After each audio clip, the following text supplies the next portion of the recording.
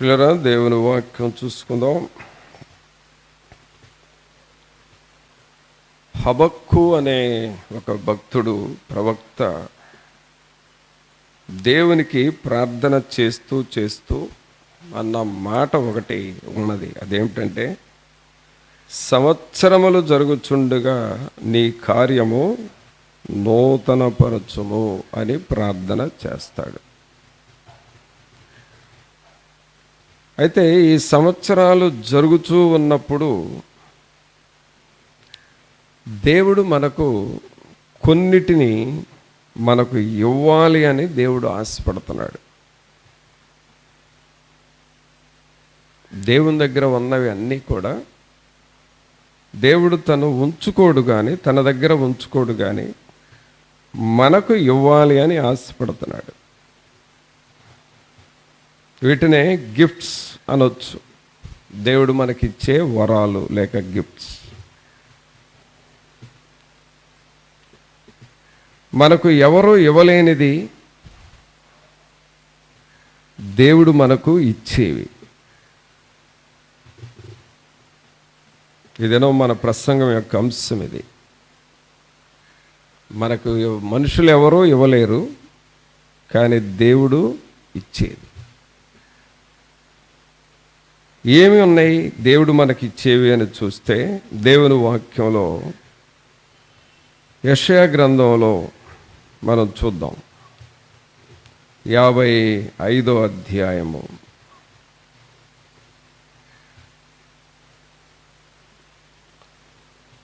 యెషయా గ్రంథము 55వ అధ్యాయము మొదటి వచనం చూద్దాం. దప్పిగొనిన వారలారా, నీళ్ల యొద్దకు రండి, రోకలు లేని వారలారా, మీరు వచ్చి కొని భోజనము చేయుడి. రండి, రోకలు లేకపోయినను ఏమియూ నీయకయే ద్రాక్షారసమును పాలను కొనుడి. చూడండి, ఇక్కడ ఇశ్రాయేలు ప్రజలతో యెహోవా దేవుడు చెబుతూ ఉన్న మాట ఏమిటంటే, దప్పిగొనిన వారలారా, నీళ్ల యొద్దకు రండి, రోకలు లేని వారలారా, మీరు వచ్చి కొని భోజనము చేయుడి. రండి, రోకలు లేకపోయినను ఏమియూ నీయకయే ద్రాక్షారసమును పాలను కొనుడి. ఈ వచనంలో ఇంకొంచెం క్లారిటీ కోసం ప్రతి లైన్లో చివరి మాటను చదువుతున్నాను. ప్రతి లైన్లో చివరి మాట. నీళ్ల యొద్దకు రండి, అది ఒకటి. 2, భోజనము చేయుడి. 3వది, ద్రాక్షారసమును పాలను కొనుడి. ఈ 3 చదవండి ఇప్పుడు కలిపి. నీళ్ల యొద్దకు రండి, భోజనము చేయుడి, ద్రాక్షారసమును పాలను కొనుడి. దేవుడు మనకిచ్చేది ఏమిటి అనంటే, సంవత్సరాలు జరుగుతూ ఉన్నప్పుడు దేవుడు మనకు అనేకమైన ఇవ్వాలని చూస్తున్నాడు. సంవత్సరం మారే కొద్దీ ప్రభు మనకిచ్చేది కూడా మారుతూ ఉంటుంది. ఇంకొంచెం బెటర్ పొజిషన్లో, దీన్ని ఆత్మీయముగా ఉన్నత స్థితిలో పెట్టాలి అనేది దేవుని యొక్క ఉద్దేశం. అందుకోసం ఏమంటున్నాడంటే, నీళ్ల యొద్దకు రండి.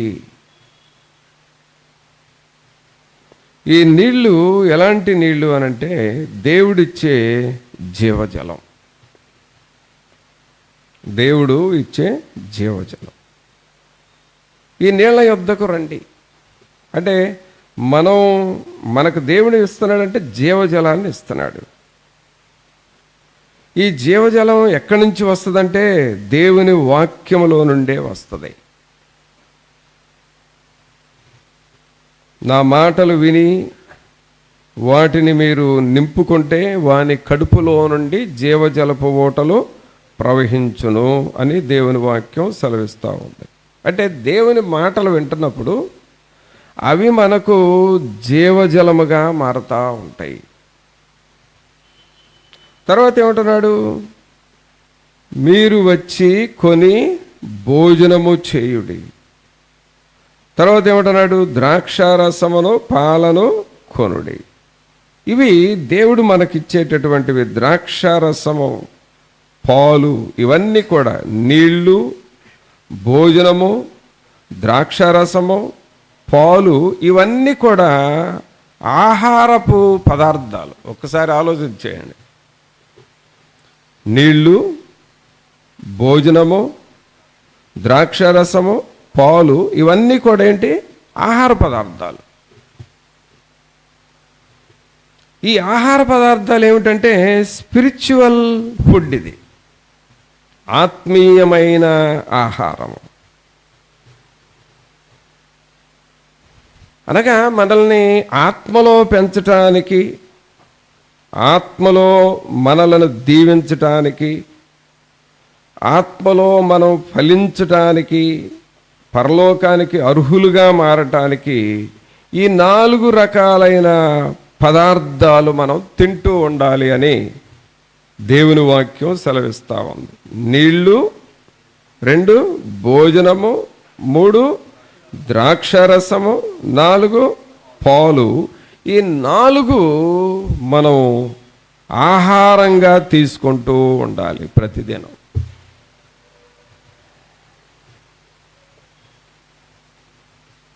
నీళ్ళు అనేవి ఏమో జీవజలం, భోజనం అనేది ప్రభు పెట్టే మాటలు, చెప్పే మాటలు, ద్రాక్షారసము అనగా ప్రభు యొక్క రక్తము, ఆయన శిలువ రక్తము.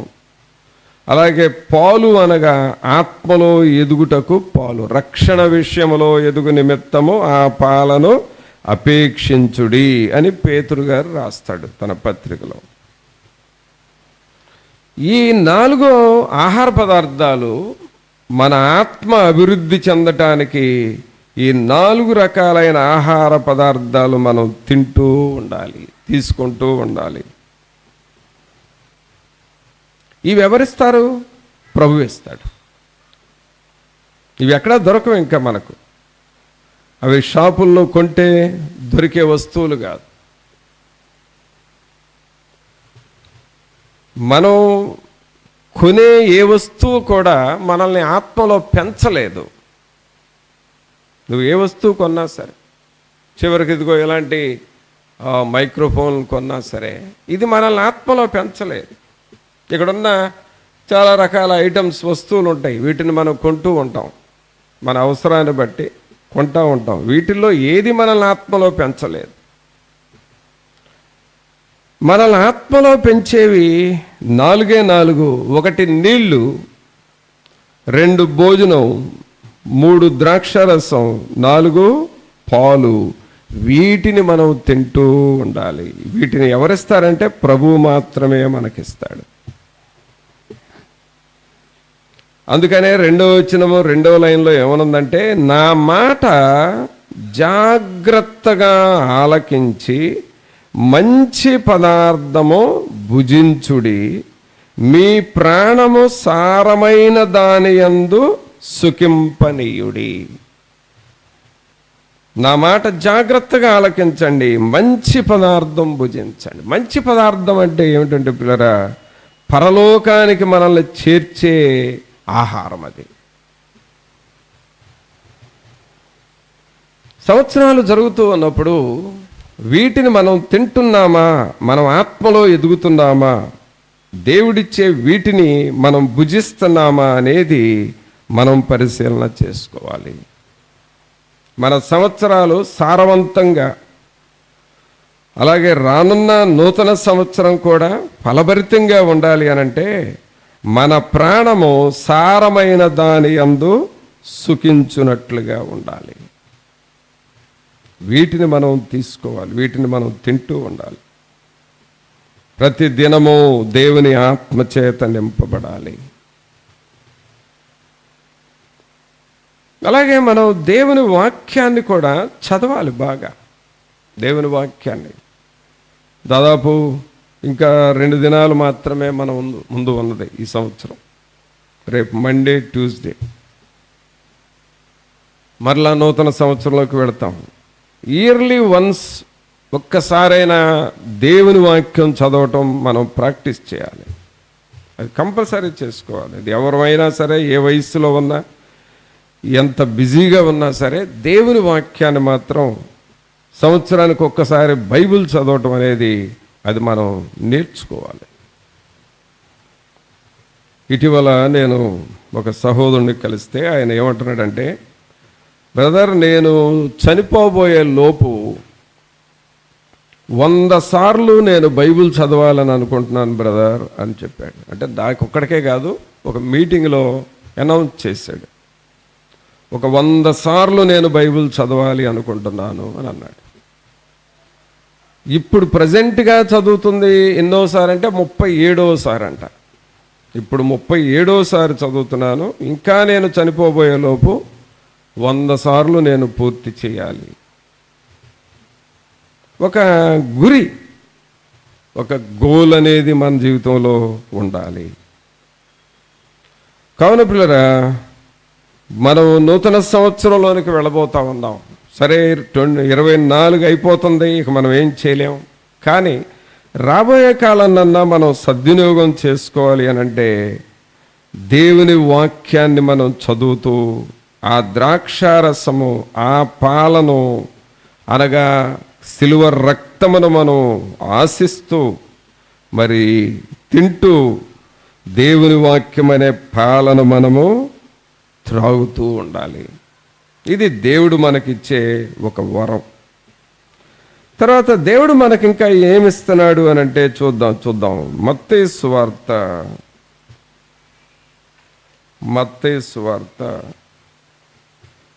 7వ అధ్యాయము,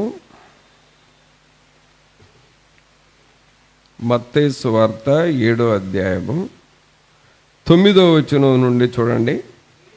మీలో ఏ మనుష్యుడైనను తన కుమారుడు తన్ను రొట్టెను అడిగిన ఎడల వానికి రాతినిచ్చునా, చేపను అడిగిన ఎడల పామునిచ్చునా? మీరు చెడ్డవారై ఉండి మీ పిల్లలకు మంచి ఈవుల నెరిగి ఉండగా, పరలోకమందున్న మీ తండ్రి తన్ను అడుగు వారికి అంతకంటే ఎంతో నిశ్చయముగా మంచి ఈవులనిచ్చును. అందరి మాట చూద్దాం, మంచి ఈవులనిచ్చును. దేవుడు మనకిచ్చే వాటిల్లో మరొకటి ఏమిటి అని అంటే, మంచి ఈవులు ఇస్తాడు. ఈవి లేక ఈవులు అంటే అర్థం ఏంటంటే, మనకు కావలసిన వాటిల్లో బెస్ట్ ఇస్తాడు. మనకు ఏది అవసరమో అది.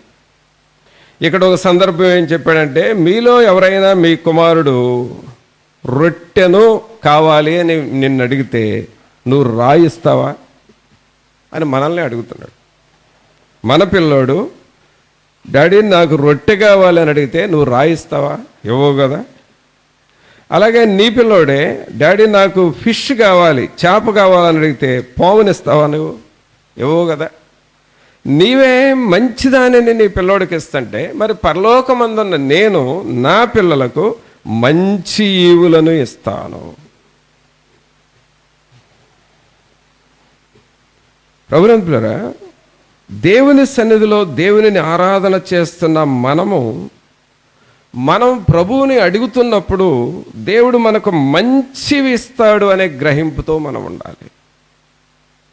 శ్రేష్టమైనవి, మంచి ఈవులు. ఆయన ఎన్నడూ కూడా మనకు మరి మనం అడిగిన దానికంటే తక్కువ ఇవ్వడు, ఎక్కువగానే ఇస్తాడు. ఆయన ఎన్నడూ కూడా మనం అడిగిన దానిలో కొంచెం కూడా పొరపాటు చేయడు, గొప్పవే చేస్తాడు. మంచి ఈవులను ఇచ్చే దేవుడు అండి మనకు. అయితే ఈ ప్రభువుని మనం వాడుకోవాలి, ఉపయోగించుకోవాలి. ఎలా ఉపయోగించుకోవాలంటే, ఆయన సన్నిధిలో నువ్వు ప్రార్థన చేస్తూ ఉండాలి.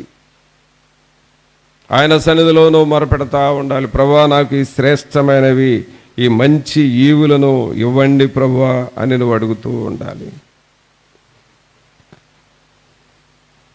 అందుకని మనం ఇక్కడ ఏం చదువుతున్నాం? మీరు చెడ్డవారై ఉండియు, 10వ వచనంలో, మీరు చెడ్డవారై ఉండియు మీ పిల్లలకు మంచి ఈవులను ఇయ్యనెరిగి ఉండగా పరలోకమందున్న మీ తండ్రి తన్ను అడుగు వారికి అంతకంటే ఎంతో నిశ్చయముగా మంచి ఈవులనిచ్చును.